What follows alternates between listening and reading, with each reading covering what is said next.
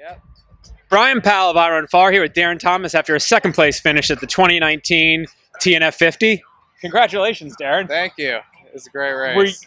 you thinking this was possible when you stepped on that line this morning? Yeah, I thought it was possible. Yeah. And then we started out so fast, and I just decided to go for it and see what happened. And luckily, I had a couple little cramps in the second half. It was threatening to just blow up. Yeah. But it ended up being fine. So the early miles, there are some guys that just take it out. Did you feel yourself pulled along by them, or did you sort of hold back a little bit? I was pulled along by them. Yeah. It was like Dylan Bowman, Matt Daniels, the guy who won. Seb Speller, yeah. Yeah. So we were just running really fast, and it felt kind of comfortable, mostly just because it was dark and I couldn't see how fast we were going. You were going damn fast. Yeah. Now, you've run some ultras before, but you also run like Pikes Peak, and you run really well there, and like that speed. Did you feel comfortable going that pace, or? Yeah, like I'm comfortable going that pace, but the last few years I've been going a lot shorter races, shorter mountain races, which is just what I'm better at, and so. Or had been better at. Yeah, had been better at. And so this was just kind of a test to see if I could keep it up for that long. And you learned the answer is yes. Yeah. And was that surprising? Did you Yeah. change your training at all, or? Well, my training was a little rough because I had a really short training block. So in the spring, I ruptured my appendix, and then I just started training a ton, trying to get ready for Pikes Peak this year. And then I got my hip all messed up for 2 months. So I just started training for this in probably September. Yeah.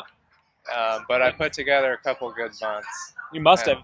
Yeah. Did you do any races in preparation for this? Like any tune-ups? Or? Yeah, I did a couple 50Ks. I did stump jump. Right, nice. Chattanooga. Yeah, that was fun. A classic. Yeah. I think it's like the 20th year or something.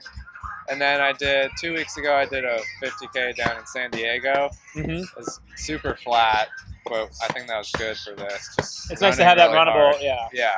And also the confidence that you can run exactly. hard Yeah. for that long.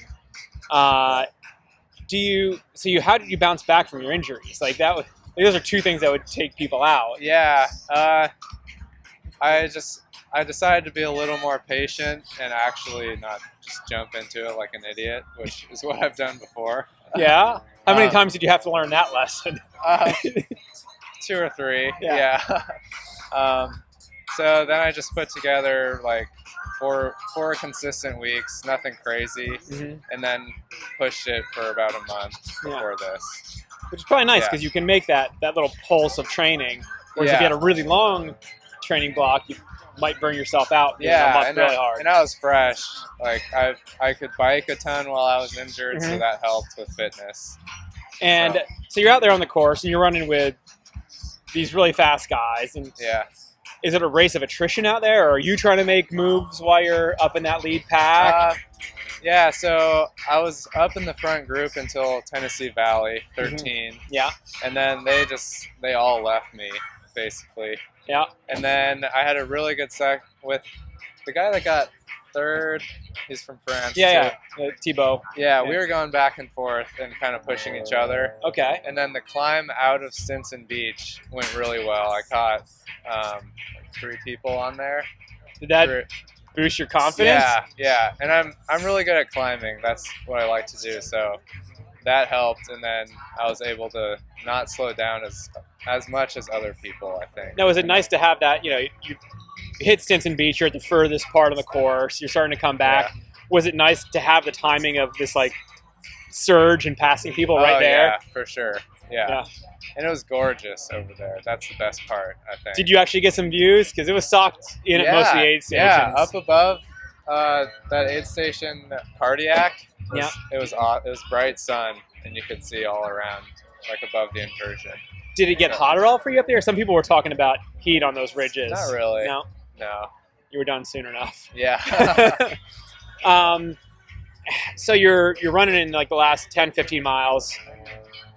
Are you worrying more about the guy behind you? Or are you catching wind that maybe Kind Seb of could be? both. Yeah. Like Tebow was right behind me, and he caught up to me, and then he dropped back, caught up to me, and then dropped back. And I know there's a bunch of really strong guys right behind us, but people just kept telling me I was gaining on the next person, so that helped. I was just hoping I was slowing down, but I was hoping more other people were slowing down.